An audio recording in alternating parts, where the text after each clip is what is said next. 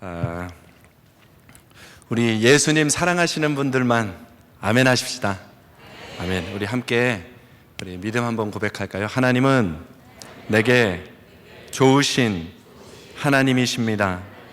하나님은 내게 부족함이 없으신, 실수가 없으신 하나님이십니다. 아멘. 예, 좋으신 하나님, 부족함과 실수 없으신 하나님이 저와 여러분 모두를 이끌고 계심을 주 안에서 믿음으로 회복되기를 축복합니다. 예, 갑작스러운 부름이었어요. 지난 수요일 저녁에 목사님이 전화하셔서 오라고 하시더라고요. 그래서 굉장히 긴장했는데 교육부 헌신 예배랍니다.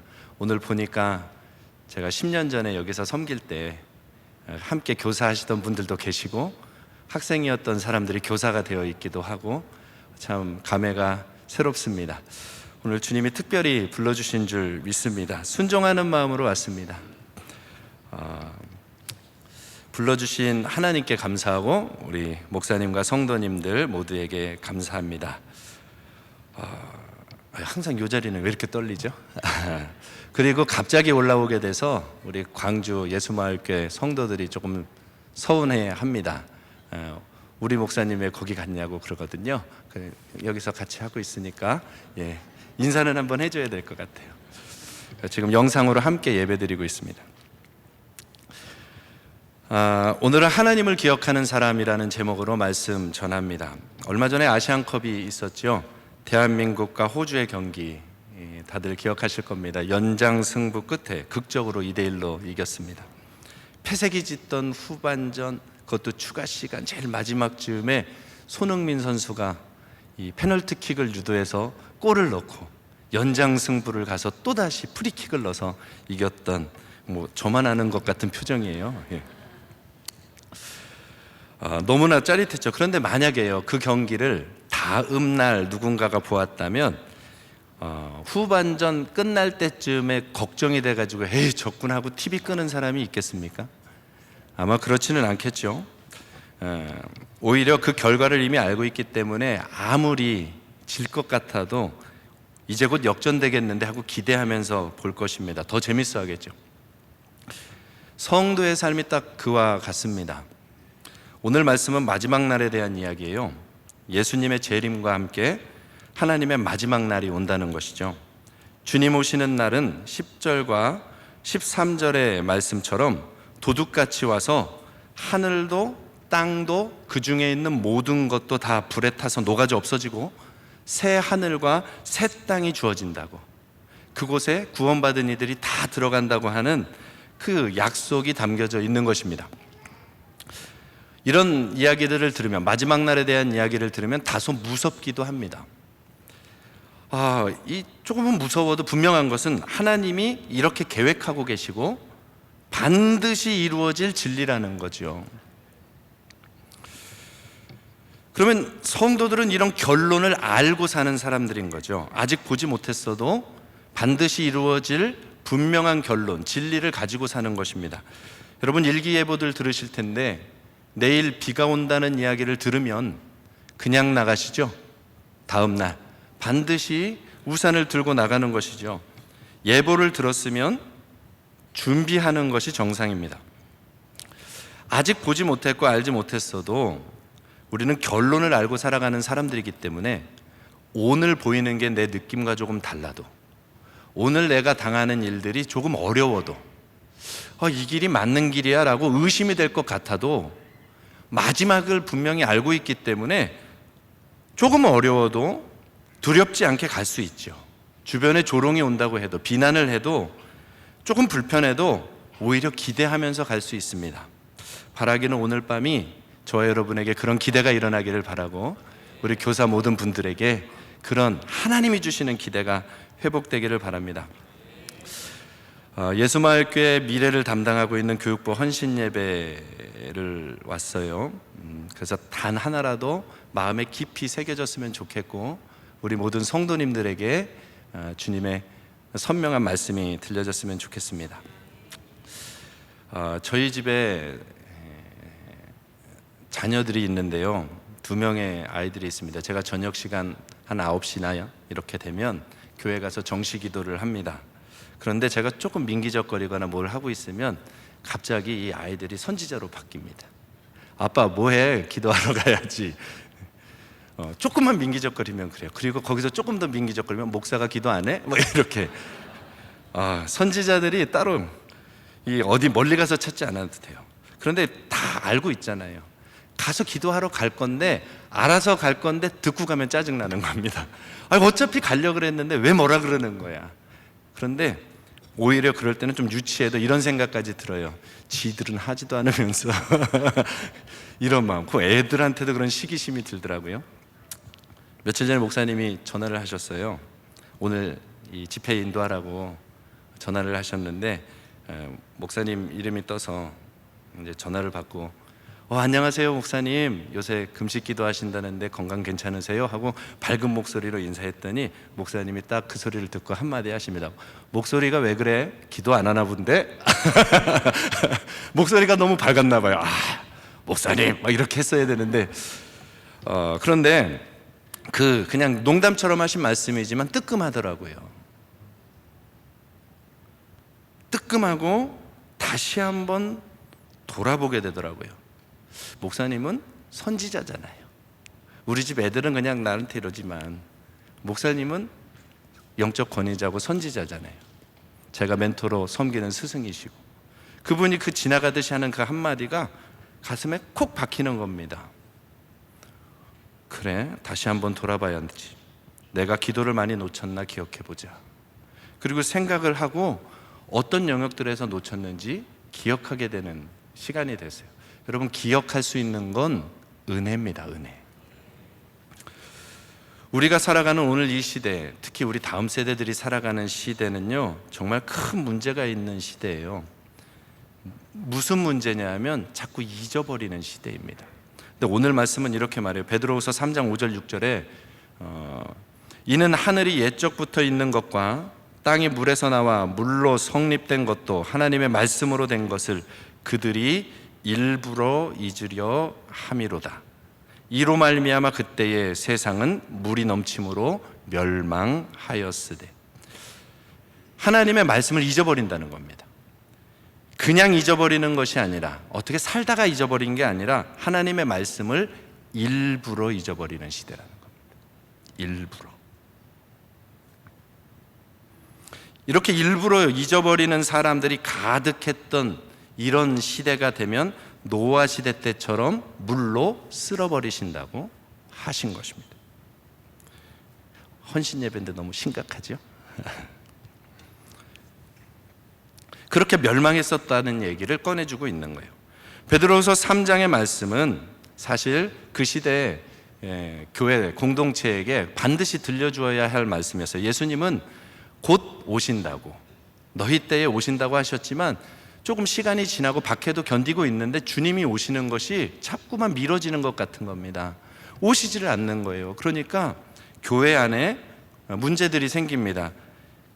예수님 재림하시면 모든 게 바뀐다고 했는데 안 오시는 거 아니야?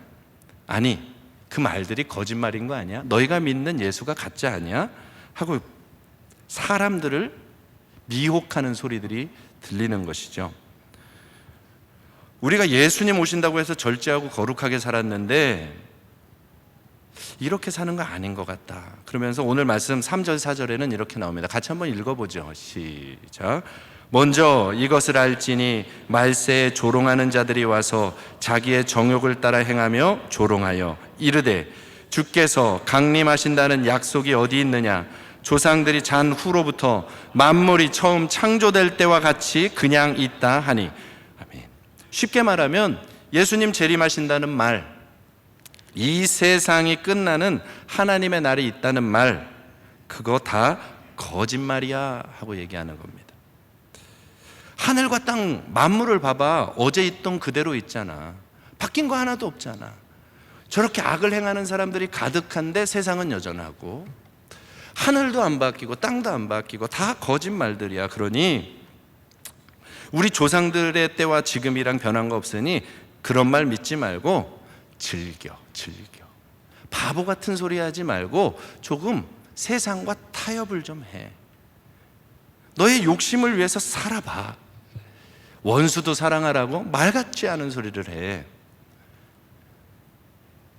그거 다 거짓말들이야. 왜 이렇게 바보같이 살아? 하면서 세상의 타락한 모습을 따라가도록 가르침을 주는 사람들이 교회 안에 생겼다는 것이죠. 그래서 베드로는 그 교회에다가 오늘 편지를 하는 겁니다. 내가 두 번째 편지하는데 그런 사람들은 어떤 사람이냐 하면 5절 말씀처럼 하나님과 하나님의 말씀을 일부러 잊으려 하는 사람들이다. 무섭죠. 하나님에 대하여 모르는 것이 아니라 하나님에 대하여 모르는 것이 아니라 하나님을 실제적으로 믿고 받아들이려고 하지 않는 사람들이라는 겁니다. 저는 이 말씀을 보다가 뜨끔했습니다. 사실 이 시대가 그런 것이 아니라 우리들 자체도 그렇죠.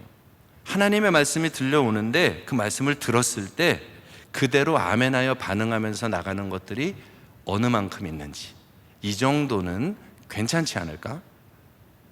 조금씩 뒤로 밀려나서 타협하는 자리들이 많은 것을 보게 됩니다. 그런데 베드로는 그것에 대하여 또 이렇게 말하는 거예요. 일부러 하나님을 잊은 사람들이 세상에 가득해졌을 때 노아의 때처럼 물이 넘침으로 심판했었다. 그리고 하나님이 땅과 하늘과 이 모든 걸 남겨둔 이유는 노아 시대 이후에 올 모든 사람들 중에 이제 베드로후서 3장 7절에 이제 하늘과 땅은 그 동일한 말씀으로 불사르기 위하여 보호하신 바 되어 경건하지 아니한 사람들의 심판과 멸망의 날까지 보존하여 두신 것이니라.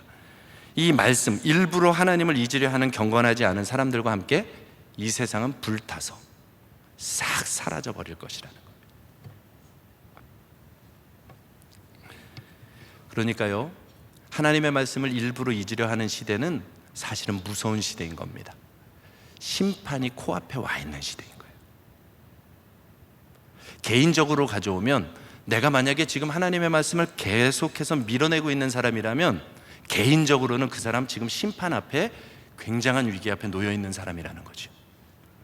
교회를 오래 다녔냐 덜 다녔냐 문제가 안 됩니다. 하나님의 말씀을 일부러 계속 밀어내는 사람이 있다면 그 사람은 지금 심판 앞에서 시간만 기다리고 있는 사람이라는 겁니다.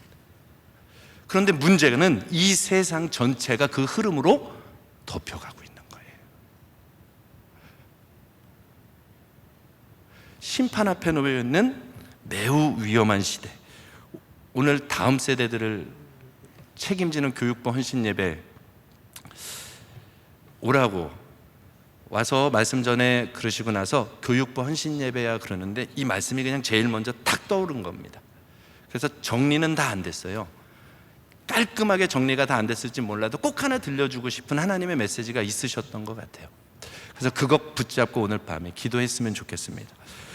여러분, 이 시대가 얼마나 악합니까? 매일경제신문 그 몇 해 전 기사에 초등학교 학생의 장래 희망 하나가 나왔는데 상상을 초월하는 장래 희망이 나왔습니다. 부동산 임대업이었습니다.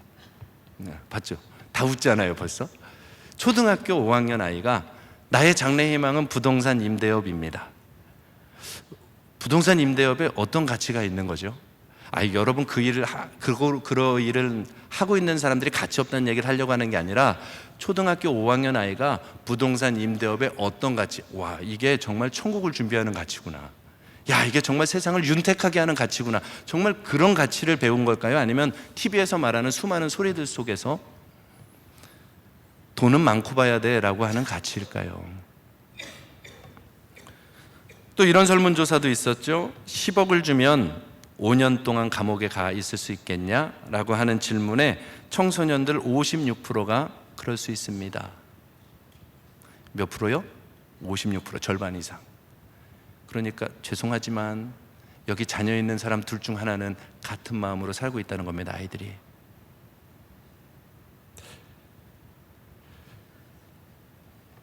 요새 팝콘 브레인이라고 하는 말이 있습니다. 이 말이 뭐냐면은요, 이 사람들이 또 젊은이들이 또 다음 세대들이 팝콘이 팍팍팍팍팍 튀잖아요. 그 팍팍팍팍팍 튀는 것처럼 그렇게 갑작스러운 자극들에만 반응하는 사람들로 바뀌어져 간다는 거예요.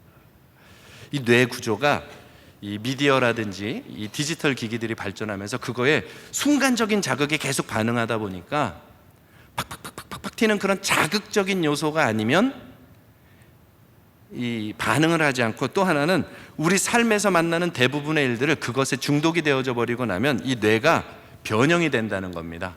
그런 일들 말고 다른 것들에 대하여서는 무감각해진다는 거예요. 옆에 사람이 죽어가도 무감각해진다는 거예요. 지금 나의 즐거움과 재미를 팍팍팍팍 일으켜주는 것에는 빨리 반응하고 5분, 10초, 30초 그런 쇼트 영상들 보면서 팍팍팍팍 움직이는데 정작 내 옆에 중요한 일이 일어나면 무감각하고, 더 나아가서는 무기력해지도록 뇌가 변형이 된다는 겁니다.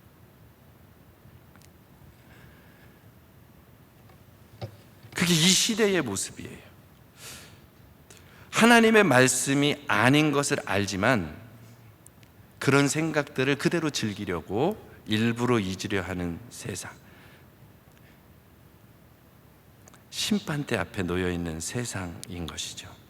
그래서 오늘 밤에 우리도 한번 질문해 봐야죠. 저와 여러분 마음 안에는, 우리 선생님들 마음 안에는 이와 같은 마음들이 없지는 않은가? 꼭 이렇게 말씀대로 살아야 하나? 이 정도는 양보해도 되지 않나? 적당히 타협해야지. 세상은 그렇게 말하지만 교회 안에서도 하나님과 하나님의 말씀이 조소를 당해요. 누군가가 하나님 앞에 전심으로 나가려고 그러면 옆에서 다 손가락질 하잖아요. 나도 돼, 해봤어. 그 정도로 사는 거 아니야. 그게 다가 아니야. 그리고 그러다가 곧 식어질 거야. 아니, 달려가면은 막 응원을 해줘야 되는 거 아니에요? 우리 안에 있는 이상한 정서가 있죠. 누군가가 열심을 내고 주님을 만나서 달려가려고 그러면 저거는 10개월짜리, 3개월짜리, 이상한 정서가 있어요. 여러분, 뭐가 정상이에요? 주님을 만나서 달려가는 게 정상이에요? 멈춰서는 게 정상이에요? 달려가는 게 정상이죠. 근데 달려가는 것에 대하여서 하나님이 요청하는데 그거는 일부러 밀어내고 다 조금 지나면 알게 돼. 주님이 그렇게 말씀하신 적 없었던 것 같은데, 그러니까요, 오늘날은 교회 안에서도 조롱과 조소하는 소리가 우리 안에 채워져 있는 것을 보게 돼요. 그러면 이 시대가 어떤 시대라고요? 심판당할 시대라는 겁니다. 하나님의 경고도 안 들리고 경고하여도 자기 하고 싶은 대로 가려고 하나님을 잊으려는 시도들, 그런 생각과 가치관이 꽉 잡혀있는 무서운 시대. 저도 이렇게 무거워질 줄 몰랐어요. 근데 오늘 이 말씀을 딱 주셔서 저도 이게 준비하는데 참 힘들더라고요. 근데 하나님은 마지막 날도 가르쳐 주셨고 이 시대가 이렇다고 말씀하고 있습니다. 그러면 이제 소망으로 가보자고요. 그럼 우리가 할 일이 뭐겠습니까? 복잡한 건 없어요. 우리가 할 일은 하나님을 기억하는 사람을 세우는 일만 하면 되는 것이죠. 일부러 잊으려 하는 세대에 사실 본문 말씀을 일부러 기억하는 사람이라고 해놨었는데 어감이 너무 안 좋아가지고 하나님이라고 했어요. 일부러 기억하는 사람들을 세워갈 수 있다면 되는 거 아니겠습니까? 다 일부러 잊어가는데 우리만큼이라도 내가 먼저 일부러 하나님의 말씀을 생각하고 하나님을 구하는 것, 이거는요 할 수 있느냐 없느냐의 문제가 아닙니다. 세상이 심판 앞에 놓여 있는데 할 수 있느냐의 없느냐의 문제가 아니라 하나님을 기억하는 것은 전부가 되는 문제인 것이죠. 온 힘을 다해서 나가야 되는 것입니다. 모든 에너지를 쏟아야 되는 것이죠. 효율성을 따질 수가 없어요. 아이들이 자꾸 줄어요. 세상이 바뀐대요. 그래서 가능성이 없어요. 그래서 다른 것에 막 집중합니다. 그런데요, 단 한 명의 아이라도 정말로 하나님의 음성을 기억할 수 있는 아이가 되는 일을 위해서라면 온 성도, 500명, 1000명 성도가 모든 에너지를 쏟아도 아깝지 않은 일이죠. 왜냐하면 하나님의 말씀, 하나님을 기억하는 사람은 그만큼의 가치가 있기 때문에 그렇습니다. 여러분, 자녀가 아파요. 병원에서 암이랍니다. 가능성이 5%래요. 수술 시키시겠어요? 안 시키시겠어요? 고민하면 곤란합니다. 고민 안 하시죠? 시키죠. 아버지가 아파요. 확률 5%랍니다. 수술 하시겠어요? 안 하시겠어요? 이것도 고민하면 곤란합니다. 그런데요, 두 번째는, 죄송하지만 두 번째는 첫 번째보다 늘 답이 소리가 작더라고요. 우리 마음 병든 거예요, 사실은. 하나님이 그렇게 말씀하신 적 없잖아요. 다 동일한 생명인데요. 갑자기 눈물이 날라 그러네요. 그것은요, 사랑하는 내 존재에 대하여서는 효율성의 문제가 지나가는 거예요. 이걸 하면 이만큼의 가치가 나타날까? 의미가 없는 거예요. 내가 내 사랑하는 자녀에게 5%의 가능성이어도 수억이 들어도 그 일을 감당하게 되는 것이죠. 그러면 우리가 교육부 헌신 예배로 모였는데 여기 있는 아이 한 사람, 이 한 사람이 하나님을 알게 되는 것, 하나님을 기억하게 하는 이 일, 이 마지막 시대에 하나님을 기억하게 하는 이 일은 효율성의 문제를 넘어서는 일인 거죠. 이 한 사람이 하나님을 기억하면 하나님은 놀라운 가치를 보고 이야기를 이들을 이끌어 가십니다. 하나님을 기억하는 사람들은요, 오늘 한 두 가지 정도 가치가 있어요. 하나는 이 하나님을 기억하는 사람 한 사람이 나오면 그 사람이 세상을 부욕해 한다는 것입니다. 성경에 솔로몬이라고 하는 사람이 있습니다. 하나님께 놀라운 지혜를 받았죠. 그리고 재산도 부귀도 권세도 다 가졌습니다. 하나님이 주신 지혜가 너무 대단해서 이 지혜를 더 깊이 알고자 끊임없이 탐닉했던 사람입니다. 지혜의 유의를 즐겼어요. 나중에는 어느 정도까지 가냐 하면은요, 하나님의 말씀을 일부러 읽는 자리까지 갑니다. 전도서 말씀에 보면 내가 온갖 쾌락도 빠져봤어. 내가 농장도 가꿔봤어. 공부에 매진해봤어. 내가 1000명의 여인도 있었지. 하나님의 성경 말씀에는 왕들은 왕비를 많이 두지 말라 그랬거든요. 신명기서에 보면. 그런데 솔로몬은 아내가 1000명이에요. 내가 다 해봤어, 이런 거죠. 나는 한 명하고 살기도 이렇게 힘든데 내가 다 해봤어. 하나님이 너무 답답해서 어디까지 가냐 하면 심지어는 우상 숭배하는 자리까지 가잖아요. 솔로몬이 하나님을 모릅니까? 말씀을 모릅니까? 누구보다 박식한 사람이죠. 다 합니다. 그러나 자기의 생각과 가치관과 자기가 가지고 있는 지혜를 신뢰하는데 하나씩 하나씩 하나님의 말씀을 일부러 잊어가는 거예요. 일부러 밀어내는 겁니다.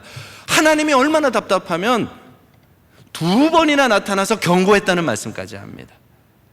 저와 여러분은 한 번만 나타나셔, 너 그러면 안 돼 하고 직접 나타나서 얼굴만 보여줘도 안 할 텐데, 그렇죠? 솔로몬은 2번이나 나타나서 하나님이 너 그러면 안 된다, 이러면 큰일 나. 그런데 그 길을 계속 가는 겁니다. 어떻게 됐죠? 그가 나중에 제 생각대로 살다가 결국에 이렇게 고백하죠. 노년의 한 고백이죠. 전도서 1장 2절. 헛되고 헛되며 헛되고 헛되니 모든 것이 헛되도다. 하나님을 일부러 거절하는 생애가 행복이 상실된 헛된 인생 그 이상도 이하도 아니라는 것을 뒤늦게서야 아는 것이죠. 그 정도로만 끝난 게 아니라 개인으로만 끝나지 않죠. 강력하고 왕성했던 나라가 둘로 쪼개지게 하는 단초를 제공하게 되죠. 그리고 그가 심어놓은 우상 문화 때문에 결국에는 유대 왕국도 북이스라엘도 결국에는 패망하게 되는 이스라엘 왕국이 사라지게 하는 시작점이 솔로몬이었습니다. 그래서 여러분 기도할 때 잘 기도하셔야 돼요. 솔로몬과 같은 지혜를 주세요. 이런 기도는 사실 무서운 기도입니다. 그런데 또 한 사람이 있죠. 다윗입니다. 다윗은요, 하나님을 일부러 기억하는 사람이에요. 집에서 환영을 못 받아요. 막내 아들로. 들판에 나가서 양 쳐라 그랬더니 다윗은 거기 양 치러 가면서 이 양은 우리 아빠의 양이 아니라 하나님의 양이야. 내가 하나님의 양을 지켜야지. 사자가 오면 사자의 입을 찢고 수염을 뽑고 하나님의 것이니까 하나님을 기억하는 거예요. 일부러. 하나님이 그 모습을 기억하셔서 소년 다윗에게 기름을 부으시고 넌 앞으로 이스라엘의 왕이 될 것이다. 자기를 사랑하고 일부러 기억하며 살아가는 다윗에게 왕의 기름 부음을 허락하셨어요. 거기서 끝나지 않아요. 그 약속 받고 난 다음에 죽도록 고통을 당하죠. 사울왕에게 쫓겨다닙니다. 사울왕에게 쫓겨나서 미친 체하고 이 아비멜렉 왕 앞에서 미친 척하고 나오면서 하는 고백 아시죠? 여호와는 나의 목자시니 내가 부족함이 없으리로다. 여러분, 우리 같으면 이 고난이 언제 끝나? 언제 이 문제가 사라질 거야 할 텐데, 다윗은 그 상황 중에서도 일부러 하나님을 기억하죠. 하나님이 나를 이끄시지. 하나님이 나의 목자시지.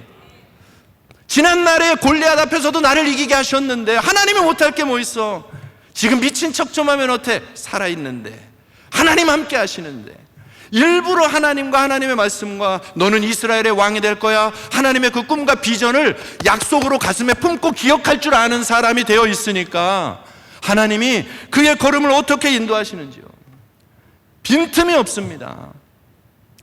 그러다가 왕이 됐어요. 왕궁에서 이제 모든 것이 안정으로 돌아갑니다. 그런데 하나님을 일부러 기억하죠. 나는 이렇게 편한데 우리 하나님의 언약궤는 저 들판에서 비 맞고 있구나, 바람 맞고 있구나. 내가 하나님의 성전 지어드리면 좋겠다. 우리 하나님 아버지 마음, 하나님 말씀을 지켜드리면 좋겠다.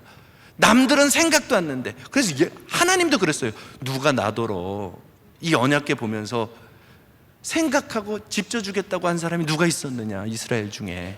그리고 내가 요청하지도 않은 이 일을 한 사람이 누가 있느냐? 누구였죠? 다윗. 일부러 기억하는 거예요. 일부러. 하나님, 내 모든 생애 중에 가장 중요한 분은 하나님이십니다. 항상 일부러 하나님을 더 먼저 고백하는 사람이 되는 거예요. 하나님 기억. 그 일에 목숨을 한번 걸어봐도 되지 않겠습니까? 우리 다음 세대에게 하나님을 정말로 기억할 줄 아는 사람으로 세우는 그 일에 우리의 마음과 믿음을 써보면 어떨까요? 여러분, 그게 얼마나 가치 있냐 하면은요, 역대상 17장 7절부터 14절까지인데요, 이제 말씀을 읽을 때 여러분 그대로 되기를 원하면 아멘 하시면 되는 거예요. 아셨죠? 자, 보십시오. 하나님이 하신 말씀입니다. 또한 내 종 다윗에게 이처럼 말하라. 만군의 여호와께서 이처럼 말씀하시기를 내가 너를 목장 곧 양떼를 따라다니던 데에서 데려다가 내 백성 이스라엘의 주권자로 삼고 내가 어디로 가든지 내가 너와 함께 있어 내 모든 대적을 내 앞에서 멸하였은즉. 여기까지는요, 다윗이 하나님을 기억하고 살아온 그 인생, 이제까지 삶을 하나님이 하나도 빈틈없이 다 인도하셨다는 것입니다. 저와 여러분의 인생 그렇게 인도하고 계십니다. 인도해 주신 걸 계속 고백하십시오. 하나님이 여기까지 하셨어. 하나님은 빈틈 없으셨어. 하나님 실수하지 않으셨어. 우리의 자녀들에게, 우리의 다음 세대들에게 여러분들의 간증을 들려주십시오. 하나님은 이렇게 해오셨어. 그러면 그들도 하나님을 사모하게 될 거예요. 하나님을 기억하게 해주는 거죠. 그리고 나서 멸하였은즉, 다음부터는, 이제부터는 앞으로 될 일이에요. 이제까지 준 것도 귀한데 앞으로 될 일이에요. 이제는 여러분이 알아서 취하시면 되는 겁니다. 내 거 되기를. 세상에서 존귀한 자들의 이름같이 이름을 내게 만들어 주리라. 내가 또 내 백성 이스라엘을 위하여 한 곳을 정하여 그들을 심고 그들이 그곳에 거주하면서 다시는 옮겨지지 아니하게 하며 악한 사람들에게 정과 같이 그들을 해치지 못하게 하여. 여러분, 이제 다윗의 인생 이후부터는 다윗을 중심으로 하여 다윗에게 맡겨진 모든 사람들까지 안전하게 지키시는 나라로 만들어 주시겠답니다. 저와 여러분이 하나님을 기억하고 있다면 저와 여러분의 걸음 이후, 오늘까지의 걸음 이후부터 저와 여러분이 살아가는 그 자리에 하나님이 평강을 주시겠다고, 그곳에 안전을 주시겠다고, 그곳을 회복하시겠다고 약속하시는 거예요. 다윗 한 사람인데 민족 전체를 향하여 한 곳에 안전하게 두리라. 여러분, 그러니까 한 명만 남았어도 전부를 쏟아도 되는 것은 이 아이들 중에 한 명이 다윗이면 이 나라가 사는 것입니다. 이런 가치가 있는 거예요. 눈물 흘릴 만하지 않습니까? 자, 더 나가 볼까요? 까먹었네. 내 모든 대적으로 내게 복종하게 하리라. 또 내게 이르노니 여호와 너를 위하여 한 왕조를 세울지라. 아멘 할 건 아멘 하셔도 됩니다. 내 생명의 연한이 차서 내가 조상들에게 돌아가면 내가 내 뒤에 내 씨 곧 내 아들 중 하나를 세우고 그 나라를 견고하게 하리니 그는 나를 위하여 집을 건축할 것이요 나는 그의 왕위를 영원히 견고하게 하리라. 아멘.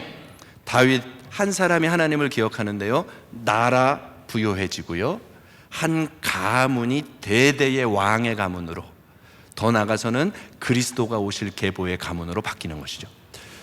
저와 여러분, 우리 다음 세대들이 하나님을 기억하는 자들이 되면 오고 오는 모든 세대의 그리스도의 통로에 예수의 생명을 흘려보내는 존귀한 자들로 일어날 자들인 거죠.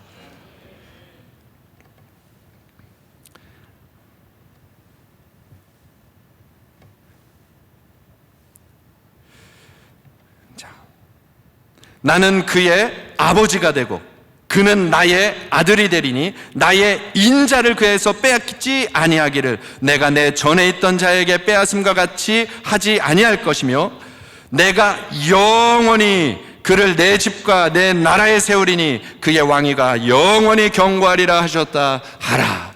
아멘. 저와 여러분에게 주님이 오늘 들려주고 싶은, 우리 예수마을교회 교육부에게 들려주고 싶은 하나님의 마음입니다.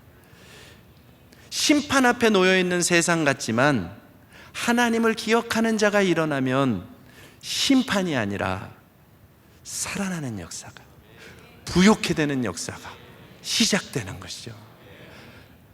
여기에 이 나라가, 온 열방이 달려있고요, 교사 여러분들 손에 달려있습니다. 조금 더 해줄까요? 여러분들 인생도 달려있습니다.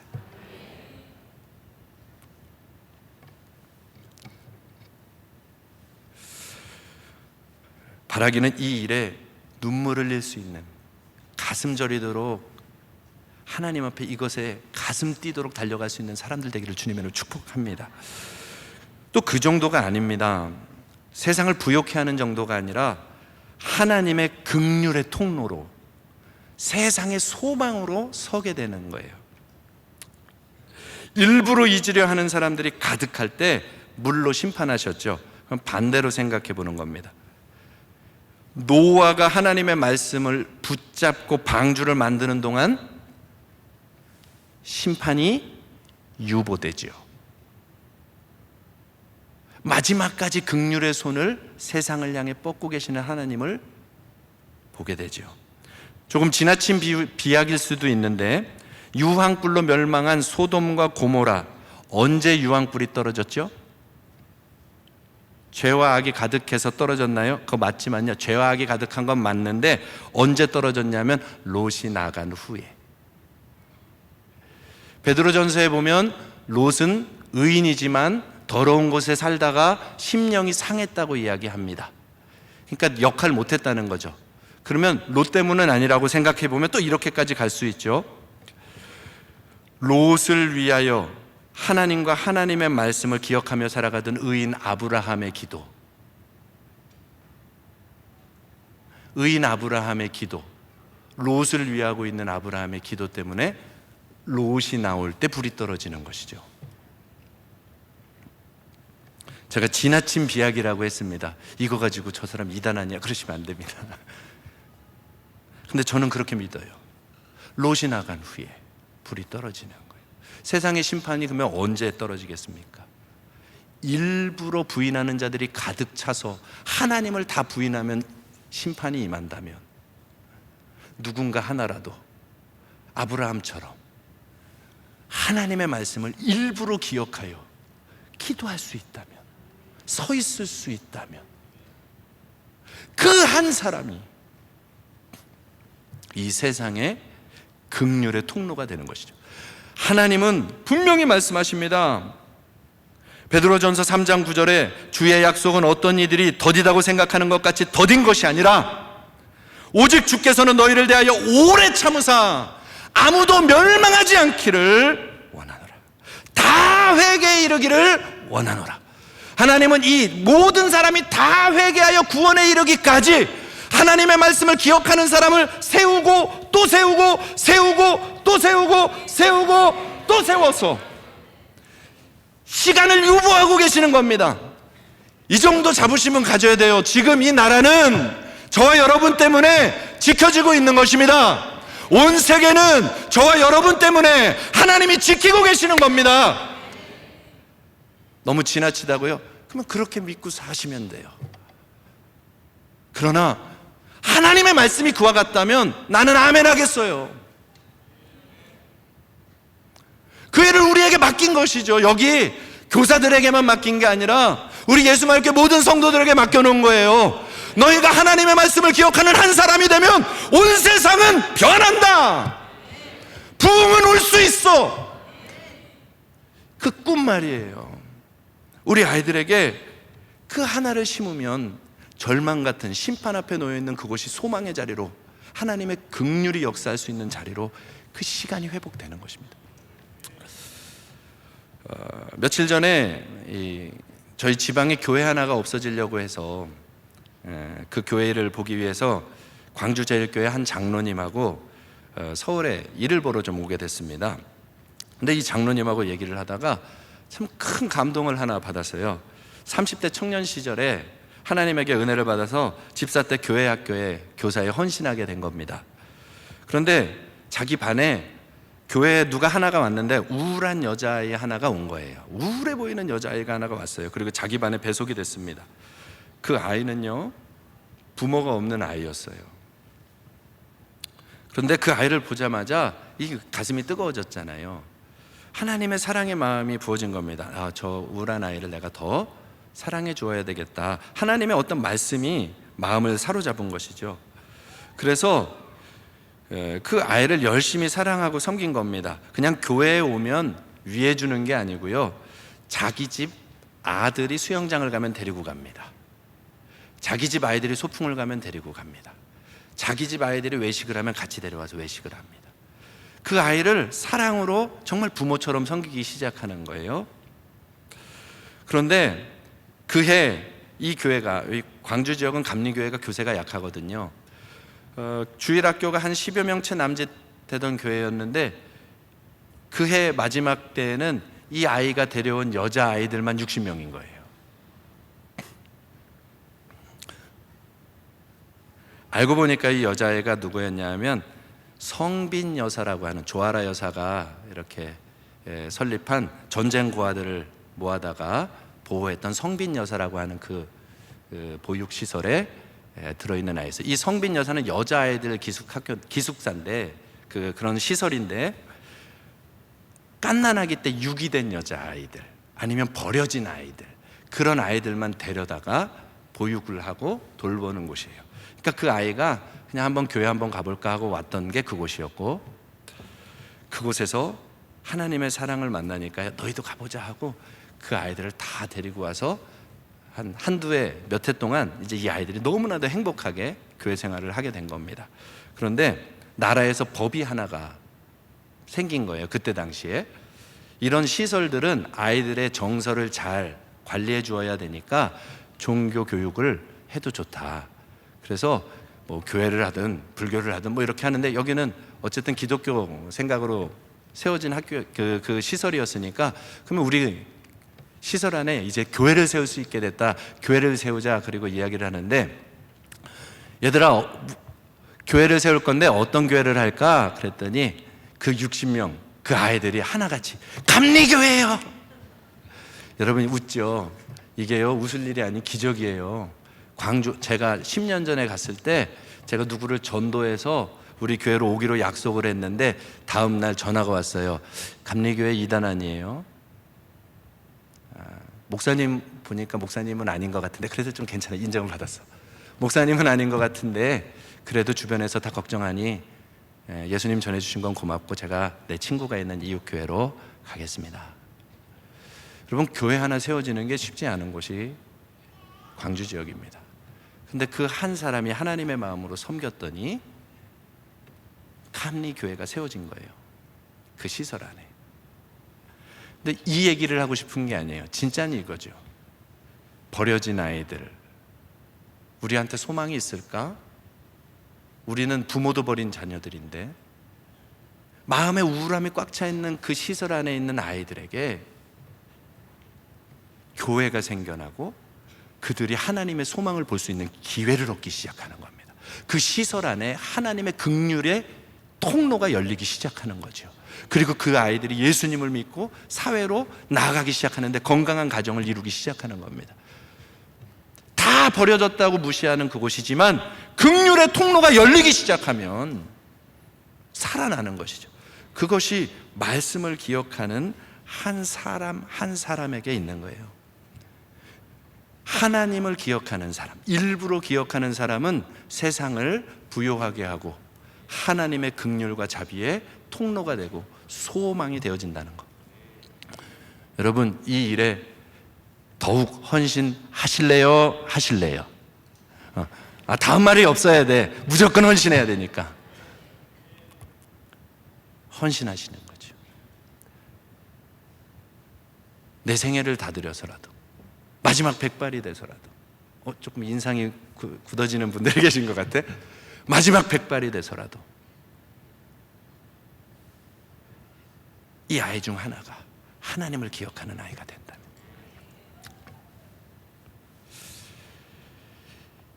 그런데 좀 실제적인 고민을 한번 해보게 됩니다. 뭐냐 하면 이 의미도 알고 다 알겠는데 사실 그것에 잘 끝까지 달려가지 않고 쉽지가 않아요. 근데 오늘 말씀은 이렇게 이야기해요. 그 길을 갈 수 있는 길은 다른 것 없어. 오직 이것이 분명해야 돼 하고 얘기하시는데 베드로후서 3장 11절부터 12절 말씀입니다. 같이 한번 읽어볼까요? 시작. 너희가 어떠한 사람이 되어야 마땅하냐? 거룩한 행실과 경건함으로 하나님의 날이 임하기를 바라보고 간절히 사모하라. 이 길을 정말 끝까지 갈 수 있으려면 하나님의 날이 온다는 것을 믿고 그것을 간절히 사모하는 사람들만 갈 수 있다는 겁니다. 왜냐하면 가짜에는 인생을 못 걸죠. 여기 결혼하신 분들 많을 텐데 그 사람의 사랑이 가짜 같아도 결혼하셨습니까? 죄송해요. 곤란한 질문은 대답 안 하셔도 됩니다. 저는 그렇지 않았어요. 적어도 내가 결혼하고자 하는 이 사람의 사랑이 진짜이기에, 내 사랑이 진짜이기에 그를 얻고자 달려가는 것이죠. 하나님의 나라가 온대요. 하나님이 이게 가치가 있대요. 그리고 하나님 앞에 서는 날 할 말이 있는 사람이냐는 거예요. 그날을 사모하냐는 거예요. 그것을 간절히 사모하는 사람은 하나님 앞에 서는 날을 준비하기 때문에 그날에 할 말이 있는 사람이 되고 싶은 거예요. 하나님, 나 이렇게 왔어요. 하나님과 함께 이렇게 살다 왔어요. 하나님 만나고 싶었어요. 하나님이 시키신 일 이렇게 하다 왔어요. 하나님 앞에 서고 싶은 그 소망이 있기 때문에 거룩한 생활로, 경건한 모습으로 하나님 앞에 설 날을 준비하며, 오늘 주님의 마음을 보여주시잖아요. 천년을 하루같이 생각하시는 그분이 모든 사람이 구원 얻기를 원한다고 하는 이 마음이 내게 비춰졌다며 하나님 앞에 가서 제일 먼저 할 수 있는 말, 하나님, 나 주님 마음 붙잡고 살다가 왔습니다. 그러니까 이걸 간절한 이 소원이 진짜 소원이냐는 거죠. 여러분, 교회 학교 교사 하실 때 정말 이게 소원이십니까? 우리 부서가 많아지기를 원해요. 이 아이들이 하나님 만나기 원해요. 맞아요, 다 맞는데요, 하나님 앞에 서는 날이 진짜 소원입니까? 저는 근데 왜 흥분했는지 모르겠어요. 속아봤기 때문에 흥분하는 거예요. 고3 때 예수님 만나고, 여기 증인이 하나 있을 텐데, 저희 교회, 저와 제 친구가 교회 학교 교사를 하기 시작했어요. 대학교 1학년 때부터. 정말 엄청 열심히 했어요. 그쵸, 남윤선 선생님?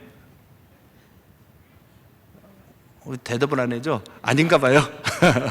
엄청 열심히 했어요. 엄청. 그런데요, 어느 날 보여주셨어요. 저기를 사모한 게 아니라, 그 일은 다 맞았는데 그 일들 속에서 내가 인정받고 내 성과들과 사역과 이 모든 것들을 만족해 하고 그것을 이루고 싶어하는 나를 보게 하셨어요. 그것 때문에 달린 것도 많았다고 보여주셨어요. 그럼 하나님 앞에 섰을 때 그건 주님 몫은 아니죠. 할 말이 없어지면 안 되잖아요.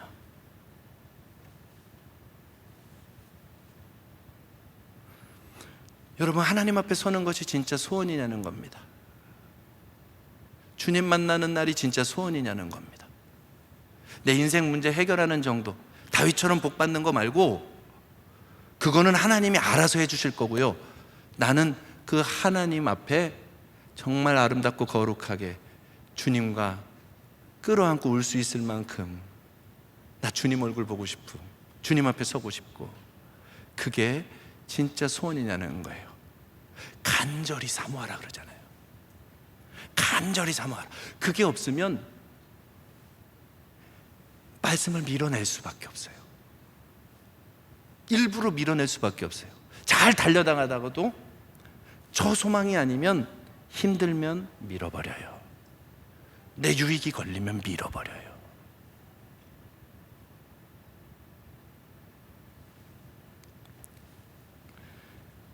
오늘 소원을 점검해 봤으면 좋겠어요.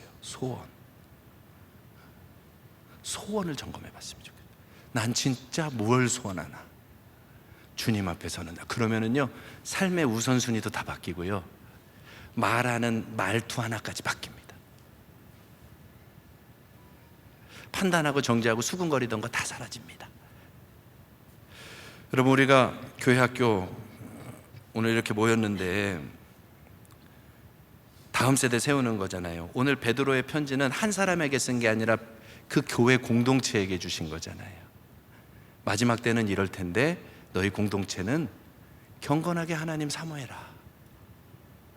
한 영혼 살리기를 위하여 지금 유지되고 있는 것이니 다른 거에 마음 빼앗기지 말고 하나님 만날 날을 준비하며 영혼 구원하는 일에 매진하라.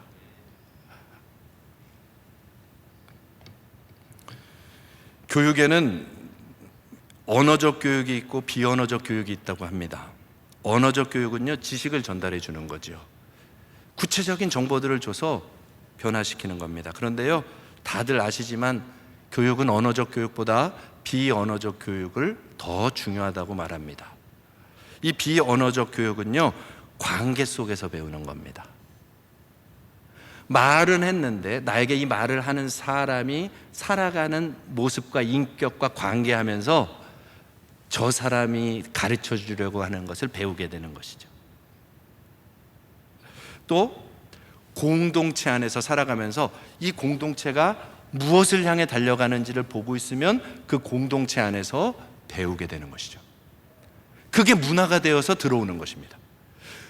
가르쳐서 지식으로 남는 게 아니라 몸의 문화가 되어지는 거예요. 제가 작년 여름 수련회 때 중고등부 수련회 와가지고 말씀을 전했는데요, 깜짝 놀랐어요. 저 엄청 긴장하고 왔거든요. 왜냐하면 요새 중고등부 아이들이 말씀 안 듣잖아요. 헌신해 보세요. 알게 됩니다.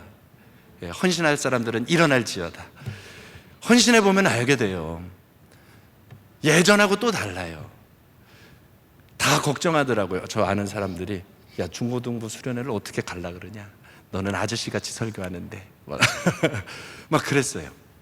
그런데 첫날부터 오히려 제가 은혜를 받는 거예요. 왜냐하면 아이들이 사모하고 달려오는 거예요. 눈을 동그랗게 뜨고 듣는 거예요. 기도를 하는데 막 부르짖는 거예요. 만나고 싶어가지고 막 매달리는 거예요. 제가 충격을 받았어요. 이게 웬만한 중고등부에서 있을 일이 아닌데 알게 되는 거죠. 말로 배운 건 예수님은 뭐다 이렇게 배웠지만 이 아이들 안에는 이 예수마을교회 안에서 하나님을 뜨겁게 찾는 사람들, 성도 여러분들이 하나님을 얼마나 갈망하면서 살아가고 있었는지를 그냥 몸으로 배워온 거죠. 그게 묻어있는 거죠. 그래서 그게 나오는 거죠. 얼마나 귀합니까? 이게 DNA인 거죠. 예수마을교회 DNA. 하나님을 간절히 찾고 사모하는 DNA. 그런데 여기서 조금만 더 나가시자고요. 뭐냐 하면, 여러분 집집마다 예수님 믿는 가정들이잖아요. 집집마다 다 예수님 믿는 가정입니다. 복음은 똑같아요. 진리는 똑같아요. 그런데 진리에 반응하며 살아가는 모습은 집집마다 다 다르죠. 그리고 아이들도 다 그렇게 변해가죠. 죄송해요. 다 그렇게 변해가죠. 왜 그렇죠? 진리는 같은데 각 집안마다 조금 더 가치 있게 여기는 것에 반응하는 대로 아이들도 그렇게 변해가는 것이죠. 가풍이 되고 흐름이 되고. 그러면 제가 또 읽어버렸어요. 우리 예수마을교회 이 공동체의 DNA를 무엇에 가치를 두는 DNA로 세워가실 거냐는 겁니다.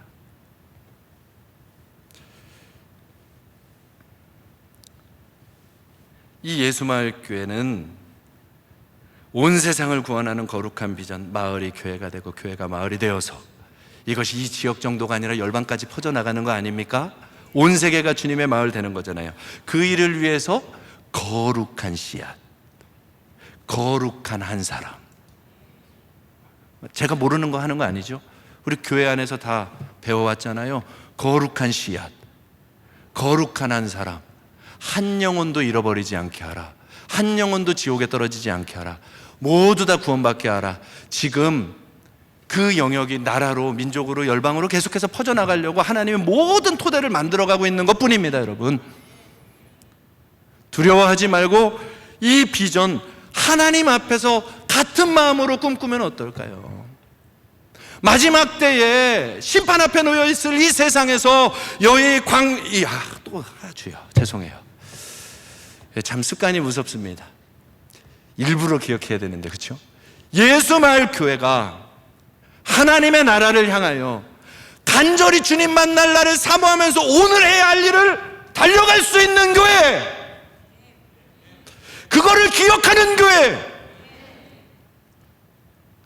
그것 때문에 오늘도 눈물을 흘릴 수 있는 교회 말이에요. 그 일에 초점을 잃지 않고 헌신해 나갈 수 있기를 주님의 이름으로 축복합니다. 이 일에 달려 있어요. 모든 결과는 이 일에 달려 있습니다. 여러분, 간절하게 사모하면 반드시 일이 이루어집니다. 여러분, 그 사진 하나 띄워주실 수 있어요? 저 사진 그냥 십자가 사진이잖아요. 어디 교회를 갔는데 교회 학교 유치부 공간 앞에 저 사진이 있더라고요. 근데 좀 더 확대해 봐 주시겠어요? 저 안에 뭐가 잔뜩 들어있죠? 저게 뭔지 아십니까? 레고 장난감들이에요. 유치부 아이들에게 우리 하나님께 가장 귀한 걸 드려보자, 하나님을 기쁘게 해보고 하나님을 기억하여 내가 가장 아끼는 걸 드려보자. 아이들이 레고를 그렇게 사랑하는 거예요. 와가지고 레고를 넣는데요, 그 목사님 표현이 그래요. 손을 넣으면서 부들부들 떠는 애들이 있었대. 내가 가장 사랑하는 걸 넣어야 되니까 막 손을 부들부들 떠는 거예요. 여러분, 유치부 아이들도 하나님 만나고 싶고 알고 싶어서 손을 부들부들 떨면서 자기가 가장 사랑하는 레고를 넣을 수 있다고요. 이게 헌신이죠. 이게 간절한 사모함이죠. 제가 지난 여름 수련회, 중고등부 여름 수련회 때 굉장히 큰 도전을 받고 지금도 마음에 새겨놨는데요, 한 고3 아이가 집회 다 마쳐진 마지막 날 간증을 합니다. 자기 요번 고3인데 바쁜데 공부할 것도 많은데 정말 결단하고 왔는데 그냥 갈 수 없었다는 거죠. 하나님 만나고 싶은데, 또 자기 학교의 문제나 대학 진학이나 이런 문제들 놓고 기도를 하려고 왔는데, 첫날 말씀 듣고 둘째 날 말씀 듣고 이제 둘째 날 기도를 시작하는 거죠. 하나님, 나 이런 거 해주세요. 나 주님 만나고 싶어요. 막 그러는데 하나님께 집회 때 들었던 말씀이 생각난 겁니다. 하나님 앞에 가면 뭐라고 얘기할래?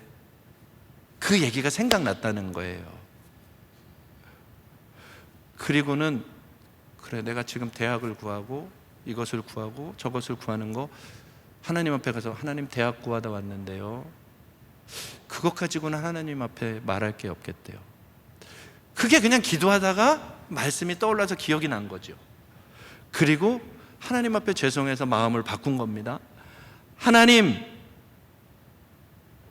나 대학 떨어져도 좋으니 주님 만나게 해주세요. 나 대학 떨어져도 좋으니 살아계신 하나님 경험하게 해주세요. 그게 난 더 중요해요. 나 하나님 사랑하다 왔다고 말하고 싶어요.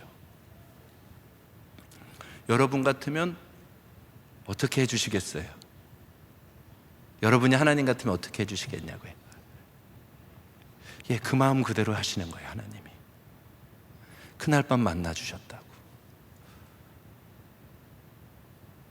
가장 중요한 거 대학이잖아요. 저는 기대합니다. 그렇게 하나님의 말씀을 기억하여 하나님의 응답을 경험해 본 아이들은 지금 좀 어려울 수도 있어도 반드시 하나님의 말씀을 또다시 기억하여 일어날 것입니다. 그리고 하나님이 그를 기억해 줄 것입니다. 하나님이 다윗처럼 만들어 갈 것입니다. 두려워하지 마십시오. 하나님이 붙들고 있습니다. 그 마음이 저에게 도전이 되는, 하나님 저 마음 나도요. 저 마음 나도요. 하나님 다 잃어버려도 좋아요. 아무것도 안 돼도 좋으니까 하나님 놓치지 않게 해주세요. 내가 하나님의 말씀을 전하는 이 일을 놓치지 않게 해주세요. 내가 온전히 예수님의 사랑을 붙잡는 사람 되게, 나에게도요.